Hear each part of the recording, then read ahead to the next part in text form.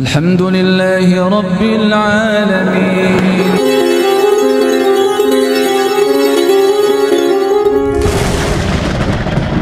Kita makmurkan. Semak dekat itu, dari sini ke sana melangkah kaki. Kalau kurang nanti dihitung kurang, ya diperkecil langkahnya, biar langkahnya pahalanya banyak, dosa-dosa yang diambil oleh Allah, yang diangkat, yang dihapus juga banyak. Tidak hanya berangkatnya, pulangnya juga langkah kakinya dihitung, satu penghapus satu dosa dan mengangkat satu pahala atau satu derajat.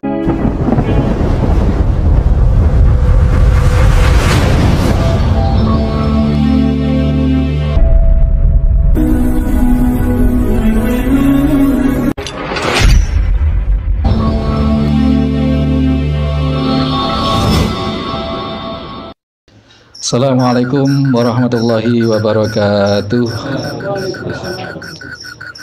Alhamdulillahirabbil alamin. Assalatu wassalamu ala asrafil anbiya'i wal mursalin, imamil muttaqin, sayyidil huril muhajjalin. Asyhadu an la ilaha illallah wahdahu la syarikalah. Asyhadu anna Muhammadan abduhu wa rasuluhu la nabiyya ba'dah. Allahumma salli wa sallim wa barik ala Muhammadin wa ala alihi wa sahbihi wa mawala. Qala Allah ta'ala, a'udzu billahi minasyaitonir rajim. Bismillahirrahmanirrahim. Ya ayyuhalladzina amanu taqullaha haqqa tuqatih wa la tamutunna illa wa antum muslimun. Bapak-bapak hadirin jamaah pengajian malam Jumat di rumah Bapak Sinten? Bapak Suno, yang bertepatan pada malam hari ini juga kita berkirim doa bersama untuk Ibu Allahyarham yang telah Allah panggil beberapa hari yang lalu, di hari Jumat yang lalu. 7 hari sekarang ini ya Pak, 7 hari. Mudah-mudahan beliau nanti kita doakan secara khusus di akhir acara, dirahmati oleh Allah, dikasih oleh Allah, diampuni segala dosa-dosa beliau, dan dikumpulkan bersama para muslimah yang berhak atas kenikmatan kubur dan kelak kenikmatan surga. Amin Allahumma amin. Bapak-bapak jamaah pengajian malam Jumat rahimani wa rahimakumullah. Kita bersyukur kepada Allah Subhanahu wa taala telah digerakkan oleh Allah untuk hadir di majelis ini, yang majelis seperti ini, majelis ilmu, oleh Rasulullah SAW dinyatakan sebagai Riyadul Jannah. Barang siapa apabila kalian mendapati atau menemukan majelis, menemukan Riyadul Jannah, maka kalian mampir dan merumputlah, mampir ambillah faedah di dalamnya. Majelis ilmu adalah Riyadul Jannah. Jadi tidak hanya ada di masjid, di rumah-rumah seperti ini pun, di lapangan, di latar, di halaman rumah. Ketika di situ kita berkumpul, kita bahas tentang yang halal dan yang haram atas pensyariatan ini, maka itu sudah disebut sebagai majelis ilmu, dan itu insya Allah sebagai Riyadul Jannah. Maka mudah-mudahan rumah ini rumah yang diberkahi oleh Allah, di mana pada malam hari ini dijadikan majelis ilmu sebagai taman surga, di antara taman-taman surga. Amin Allahumma amin. Salawat serta salam Bapak Ibu sekalian, Bapak-bapak sekalian, mudah-mudahan senantiasa terhaturkan pada junjungan kita Nabiullah Muhammad SAW, yang kita harapkan kebersamaan kita, pengakuan beliau atas diri kita sebagai umat beliau, yang beliau kenali sekaligus beliau diperkenankan oleh Allah untuk membagikan minuman di Telaga Kautsar nanti, di mana setiap orang yang mendapatkan pelayanan minum seteguk saja di telaga Nabi SAW itu, maka tidak akan merasa kehausan selamanya. Padahal adegan atau peristiwa Telaga Kautsar itu masih akan berlanjut kepada mizan, kepada mahsyar, dan seterusnya, sirat. Dan itu merupakan waktu-waktu yang panjang dan sangat melelahkan. Di dalam satu keterangan dinyatakan matahari diturunkan sampai sedekat 1 mil di atas kepala kita, sehingga orang-orang yang berada di padang mahsyar itu kondisinya sangat payah sesuai dengan amal perbuatan masing-masing. Ada yang berkeringat sampai mata kaki, bercucuran berkeringat sampai mata kaki. Ada yang berkeringat sampai betis, sampai lutut. Ada yang sampai paha, sampai dada, sampai leher. Ada bahkan yang sampai tenggelam oleh keringatnya sendiri, dikarenakan sedemikian beratnya kondisi di padang mahsyar.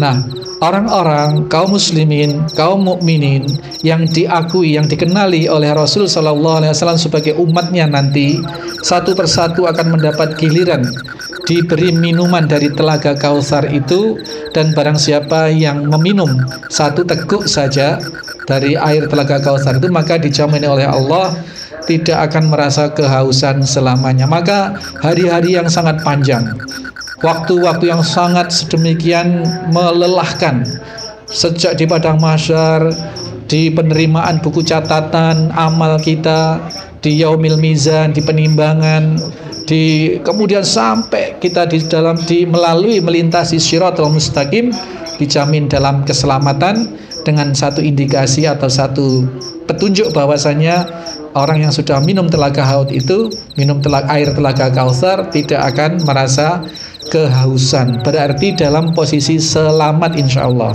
Maka pengharapan kita memperbanyak sholawat atas Nabi Shallallahu Alaihi Wasallam sebagai bukti ketakwaan kita, ketaatan kita kepada Allah, dan sebagai salah satu bukti cinta kita kepada Nabi Shallallahu Alaihi Wasallam, sehingga kelak kita dikenali dan mengenali Rasul Shallallahu Alaihi Wasallam di hari akhir, dan kita masuk ke dalam surga bersama-sama dengan para hamba-hamba Nabi, para hamba-hamba Allah, umat Nabi Shallallahu Alaihi Wasallam. Amin, Allahumma amin.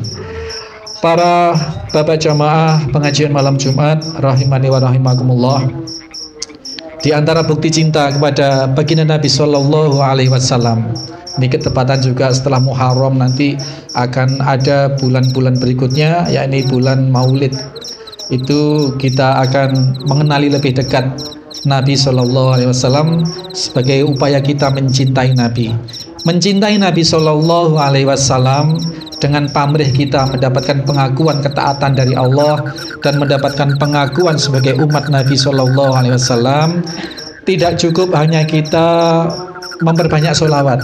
Bahwa kita memperbanyak sholawat harus, iya, karena 1 sholawat saja kita untuk Nabi Shallallahu Alaihi Wasallam, maka Allah bersholawat atas kita 10 kali, dan itu merupakan perintah dari Allah bahwasanya Allah memberikan kita bersholawat. Mencintai Nabi tidak sebatas kita melafalkan atau bersholawat, tetapi yang paling aktual, yang paling nyata dalam rangka kita mencintai Nabi adalah itba, atau mengikuti apa yang Nabi ajarkan, apa yang Nabi sabdakan, apa yang Nabi bawa, yakni Al-Quran dan As-Sunnah ini. Sangat banyak uraian yang menguraikan tentang bagaimana mengikuti Nabi, bagaimana mengikuti pensyariatan ini, berawal dari kita mengenal sebagai jati diri orang Islam, itu dengan rukun Islamnya, bersyahadat, kemudian sholat, kemudian zakat, puasa, dan haji. Untuk membuktikan keimanan kita punya prasyarat untuk meyakini 6 hal. Yakin kepada Allah, bahwa Allah adalah zat yang menciptakan kita semua, yaitu kita mengenal tauhid rububiyah.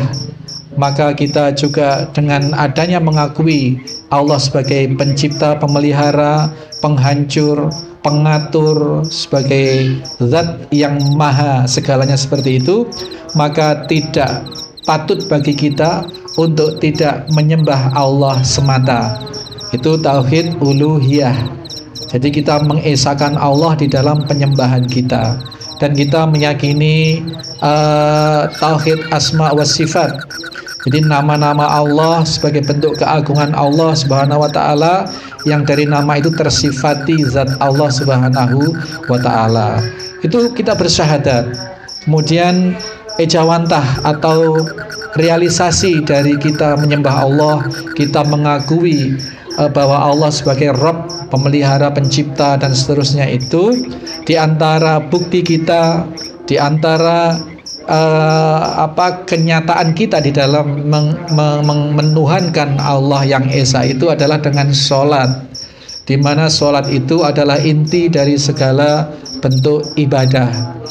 Bahwasanya doa itu adalah di dalam sholat, doa yang paling inti adalah di dalam sholat, dan doa adalah mukhul ibadah, ad-du'a'u mukhul ibadah.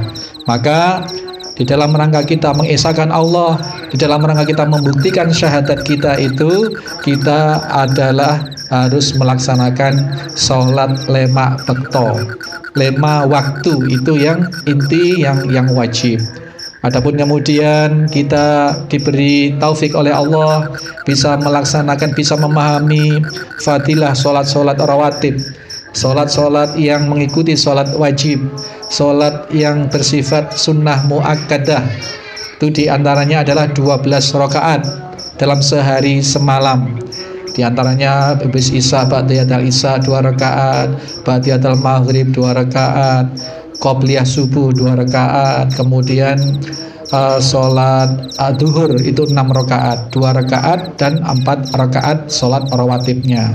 Barang siapa yang melanggengkan sholat 12 rakaat, sholat rawatib 12 rakaat itu, maka Allah membangunkan rumah kelak di surga. Adapun asar itu ada keutamaan tersendiri, yang melaksanakan sholat 4 rakaat sebelum asar. Ini apakah 2 rakaat salam, apakah sekaligus 4 rakaat sebelum asar, ini bukan muakkad, bukan sunnah muakkad, tetapi ada ketentuan lain yang apabila sholat 4 rakaat qobliyah asar, maka dia akan mendapatkan rahmat dari Allah Subhanahu wa ta'ala. Bapak-bapak jamaah pengajian malam Jumat rahimani wa rahimakumullah, di antara bentuk mutabaah kita, mengikuti apa yang Rasul ajarkan bagi kita, tadi kita sampaikan sangat banyak dan sangat beragam, tetapi kita bisa melanggengkan kegiatan-kegiatan kita sehari-hari itu, diantaranya dalam fokus sholat kita adalah dengan kita memakmurkan masjid. Tidak, tujuan utama bukan masjidnya yang makmur, tetapi dengan fasilitas masjid itu kita bisa memperoleh sangat banyak janji-janji Allah Subhanahu wa ta'ala melalui Rasul Shallallahu alaihi wasallam. Di antaranya bahwasanya Rasul Shallallahu alaihi wasallam menyatakan, bertanya kepada para sahabat, ala adullukum ala ma yamkhullahu bihil khotoya wa yarfa'u bihi darajat. Rasul bertanya pada para sahabat, maukah kalian aku tunjukkan suatu amalan yang dengan amalan itu bisa menghapuskan dosa-dosa sekaligus bisa mengangkat derajat kalian? Para sahabat tentu menjawab, qalu bala ya Rasulullah, tentu saja kami ingin tahu ya Rasulullah. Maka Rasul memberikan statement, kalau ingin dihapus dosa-dosanya sekaligus diangkat derajatnya, lakukan isbahul wudu'i alal makarih, lakukan ambil air wudu di saat-saat yang sulit. Nah, saat yang sulit ini kalau dalam 24 jam sepertinya Pak, ini mengarah pada kegiatan yang masih enak-enaknya kita tidur. Apakah itu subuh, apakah itu isya, kan isya subuh ini waktu-waktu yang kita enak-enaknya istirahat, enak-enaknya kita tidur, enak-enaknya kita orang Madura mancal kemul ya Pak ya. Mancal kemul ya Pak. Masih narik kemul gitu, narik selimut gitu. Itu yang pertama, isbahul wudu alal makari. Kemudian yang kedua adalah wa kasratul khuta ilal masajid, memperbanyak langkah menuju masjid. Jadi wudu dulu Pak yang baik ya, di saat-saat yang sulit. Termasuk asar itu juga sulit, Pak. Biasanya orang asar tuh yang petani masih di sawah, yang nelayan masih di tasik, di laut, yang pemuda mungkin masih voli dan lain sebagainya. Ini bisa dikatakan juga waktu-waktu yang sulit. Sulit meninggalkan pekerjaan yang masih tanggung kalau ditinggalkan. Asar itu. Asar. Maka dalam posisi yang sulit itu ambil air wudhu. Ini perintah Nabi. Kemudian wakasratul khuta ilal masajid, memperbanyak langkah menuju masjid. Berarti bapak-bapak sekalian, kalau kita hendak sholat berjamaah, dari sini kita bisa ambil satu gambaran, satu kesimpulan bahwasanya berwudu itu dianjurkan di rumah. Berwudu dulu di rumah, apakah di dalam rumah, apakah di halaman rumah, kemudian melangkahkan kaki ke masjid. Wakasratul khuta, memperbanyak langkah. Ini kenapa memperbanyak langkah? Maka karena di setiap langkah itu dihapus dosa dan diangkat derajat. Maka kalau rumahnya di sini, mau ke Masjid At-Taqwa, boleh melembang ke sini. Sebenarnya lewat belakang langsung semak, tapi supaya langkahnya banyak, lewat jalan depan. Nah, dari tengah itu sebenarnya masuk lewat belakang bisa. Masuk rumah mana utaranya Mas Danu itu bisa ke situ. Tapi dalam rangka memperbanyak langkah, ya muter saja lewat depan gitu, muter lewat depan. Nah, itu karena banyak sekali. Saya teringat atau mungkin panjenengan ketika berkesempatan umroh atau haji, maktabnya jauh dari Masjidil Haram. Saya pernah iseng, Pak, waktu itu saya dengan Pak Marjoto, Allah yarham, itu umroh. Nah, saya iseng hitung, Pak, dari kamar saya itu berangkat, setelah wudhu berangkat keluar kamar sampai pintu Masjidil Haram itu iseng-iseng saya hitung 1000. Alhamdulillah, dengan langkah yang normal 1000. Nah, berangkat 1000, pulang 1000 gitu. Nah, dianjurkan oleh para ulama itu diperbanyak.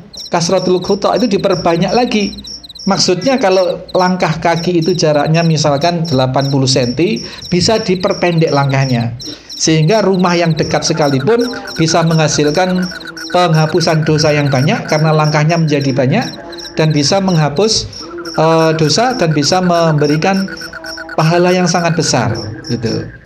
Kemudian setelah berwudu di rumah dengan baik, kasratul khuta, melakukan wudu, isbahul wudu, memperbagus wudu, mengambil air wudu dengan baik, kemudian melangkah ke masjid, kemudian wantidharus sholati ba'das sholat. Setelah sampai masjid itu, setelah sholat berjamaah, kemudian tidak pulang, nunggu sholat berikutnya. Wadzalikumur ribat, kata Nabi Shallallahu Alaihi Wasallam. Dan yang demikian itu tadi, setelah sholat maghrib tidak pulang, Mbak, sampai isya, niatkan iktikaf, niatkan berzikir di situ atau kajian di situ sampai ketemu sholat isya. Sebenarnya menunggu sholat ke sholat berikutnya ini tidak terbatas hanya maghrib ke isya, semua waktu di 5 waktu itu. Tetapi sepertinya yang sangat memungkinkan itu adalah maghrib ke isya, karena itu waktunya pendek. Kalau asar ke maghrib juga bisa juga. Pas asar ke maghrib itu juga pendek.